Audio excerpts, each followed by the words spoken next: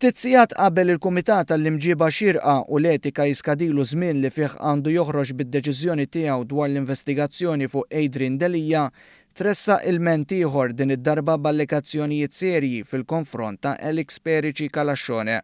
F'dik deskritta bħala ritaljazzjoni fuq dak li sar fuq Delija, intuża kunsillier ieħor biex din id-darba jixħeddel ikraħ fuq Perici Kalascione, il-kandidat tal-Establishment Nazzjonalista. Kien One News li tlieta wara nofsinhar żvela li Francis Picard ressa ittra għand il-Partit Nazzjonalista bil-ment b'akkużi serji kontra Elix Perici Kalascione fejn intalbet li ssir investigazzjoni immedjata dwaru qabel l-elezzjoni tas-Sibt li ġej. L-ittra tagħmel referenza għal fatt li Perici Kalascione hu miżżewweġ fil-familja Pisani li għandhom maġġoranza tal-isma fil-Grupp Korintja. Jingħad li nofs l-isma huma ta' kumpanija statali Libjana u li allegatament hi tal-familja Gaddafi, tant li fil-Bank of Valletta hemm maqbuda madwar 200 miljun euro li ma jistgħux jintużaw.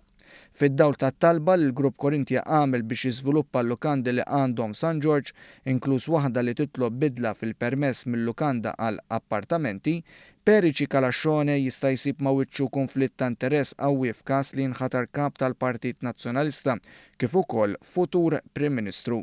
Saħansitra littra tallega li Perici Kalascione huwa benefiċjarju f'kumpanija li wieħed mis-sieħba tagħha jinsab maħrub minħabba miżappropriazzjoni ta' fondi u li l-kumpanija ilha ma tippreżenta l-kontijiet tagħha 5 snin, meta dak iż-żmien akkumulat telf ta' nofs miljun euro. Fid-dawl ta' dan il-Kunsillier Nazzjonalist talab lill-Kunsill Amministrattiv u lill-Kummissjoni Elettorali biex jiftħu investigazzjoni immedjata biex ikun stabbilit jekk Perici Kalascione għandu xi kompli fit-telli għal kap. Dan għax fi kliem il-Kunsillier, Perici Kalascione naqas milli ddikjara dawn l-interessi mal-Kummissjoni. Intant kien One News li kmieni wara nofsinhar żvela l-ilment mibgħut tlieta lill-Partit Nazzjonalista.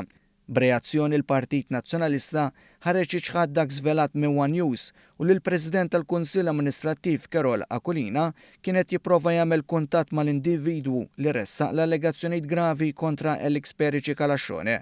Madankollu satejn wara ċ-ċaħda l-istqarrija tal-Partit Nazzjonalista ġiet imgidba wara li l-ittra saret pubblika u għall-ħabta tal-5 tal-4 filgħaxija waslet għand il-kmamar kollha tal-aħbarijiet.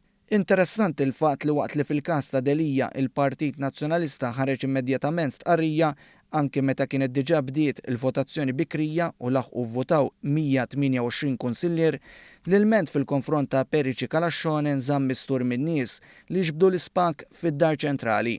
Irkejjen li huma jorqdu fid-Dar Ċentrali għallunna li l-fazzjonijiet fil-Partit Nazzjonalista komplow jikbru.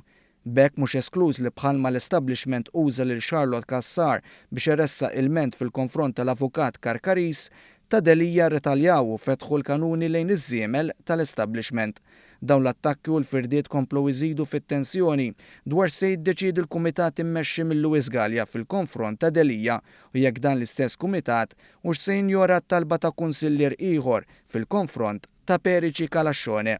Dan ipoġġi iżjed fil-limbu l-elezzjoni għal kap nazzjonalista bis-suppost 4 ħbieb għandhom jerġgħu jiltaqgħu għal dibattitu ieħor il-ħamis fuq l-istazzjon tal-Partit Nazzjonalista.